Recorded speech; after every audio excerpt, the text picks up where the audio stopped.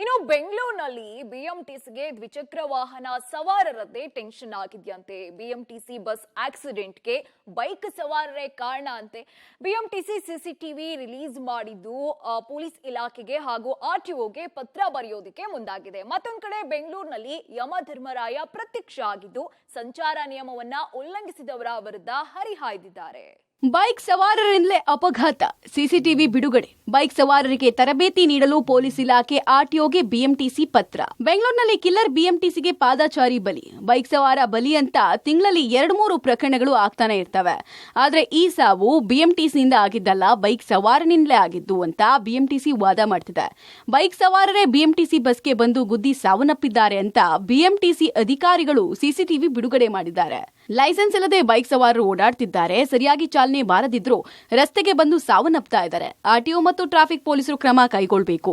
ವಾಹನ ಸವಾರರಿಗೆ ಜಾಗೃತಿ ಮೂಡಿಸಿ ತರಬೇತಿ ಕೊಡೋದಕ್ಕೆ ಆರ್ಟಿಒ ಮತ್ತು ಪೊಲೀಸ್ ಇಲಾಖೆಗೆ ಪತ್ರ ಬರೀತೀವಿ ಅಂತಿದ್ದಾರೆ ಬಿಎಂಟಿಸಿ ಸಿಟಿಎಂ ಪ್ರಭಾಕರ್ ರೆಡ್ಡಿ. ಎಸ್ಪೆಷಲಿ ಏನು ಮೋಟಾರ್ ಸೈಕ್ಲಿಸ್ಟ್ ಸವಾರರಿದ್ದಾರೆ, ಅವರು ತಮ್ಮ ವಾಹನವನ್ನು ಓಡಿಸುವಾಗ ಹೆಚ್ಚಿನ ಜಾಗರೂಕತೆಯಿಂದ ವಾಹನ ಚಾಲನೆ ಮಾಡೋದು ಬಹಳ ಒಳ್ಳೆಯದು.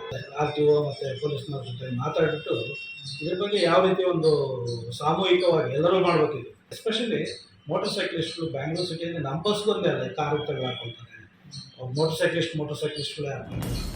ಸಂಚಾರ ನಿಯಮ ಉಲ್ಲಂಘಿಸಿದವರಿಗೆ ಯಮಧರ್ಮರಾಯ ಬುದ್ಧಿಮಾತು. ವಾಹನ ಚಾಲನೆ ವೇಳೆ ಮೊಬೈಲ್ ಬಳಸದಂತೆ ವಾರ್ನಿಂಗ್. ಇವತ್ತು ಸಿಲಿಕಾನ್ ಸಿಟಿಯಲ್ಲಿ ಯಮಧರ್ಮರಾಯ ಚಿತ್ರಗುಪ್ತ ರೌಂಡ್ಸ್ ಹಾಕ್ತಿದ್ರು. ಸಂಚಾರ ನಿಯಮ ಉಲ್ಲಂಘನೆ ಮಾಡುವ ವಾಹನ ಸವಾರರಿಗೆ ಬುದ್ಧಿಮಾತು ಹೇಳೋಕೆ ಉಪ್ಪಾರಪೇಟೆ ಸಂಚಾರಿ ಪೊಲೀಸರು ವಿಭಿನ್ನ ಜಾಗೃತಿ ಹಮ್ಮಿಕೊಂಡಿದ್ರು. ಮೈಸೂರು ಬ್ಯಾಂಕ್ ಸರ್ಕಲ್ನಲ್ಲಿ ಹೆಲ್ಮೆಟ್ ಧರಿಸದ ವಾಹನ ಸವಾರರಿಗೆ ಯಮಧರ್ಮರಾಯ ಚಿತ್ರಗುಪ್ತ ತರಾಟೆಗೆ ತೆಗೆದುಕೊಂಡ್ರು.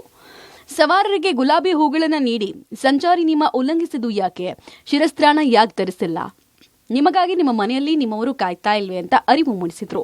ಫೋನ್ನಲ್ಲೇ ಮಾತಾಡ್ತಾ ಬೈಕ್ ಚಲಾಯಿಸ್ತಾ ಇದ್ದವರಿಗೂ ಕ್ಲಾಸ್ ತೆಗೆದುಕೊಂಡ್ರು. ವಾಹನ ಚಲಾಯಿಸುವಾಗ ನೀನು ಕರೆ ಮಾಡಿದ್ರೆ ಯಮಲೋಕಕ್ಕೆ ಕನೆಕ್ಟ್ ಆಗುತ್ತೆ ಅಂತ ಎಚ್ಚರಿಕೆ ಕೊಟ್ಟರು. ಈ ನಾಗರಿಕರಿಗೆ ಜಾಗೃತಿ ಮೂಡಿಸಲು ಈ ಒಂದು ಅಭಿಯಾನನ ಮಾಡಿಕೊಂಡಿದ್ದಾರೆ. ಗೊತ್ತಿದೆಯೋ ಈ ಶಿರಸ್ತ್ರಾಣವನ್ನು ಅರ್ಧ ಧರಿಸದೇ ಓಡಾಡುವುದು ಈ ರೀತಿ ಮಾಡ್ತಾರೆ. ಅದರಿಂದ ಅಪಘಾತಗಳು ಜಾಸ್ತಿ ಆಗುತ್ತದೆ. ಮೇಲಾಗಿ ಪಾಪ ಸಂಚಾರಿ ಪೊಲೀಸರಿಗೂ ಬಹಳ ತೊಂದರೆ ಆಗುತ್ತೆ. ನಾವು ಸಂಚಾರಿ ನಿಯಮಗಳನ್ನು ಪಾಲಿಸಿದರೆ ನಮ್ಮ ದೇಶ ಕಾನೂನು ಎಲ್ಲ ಸುಭಿಕ್ಷವಾಗಿರುತ್ತೆ.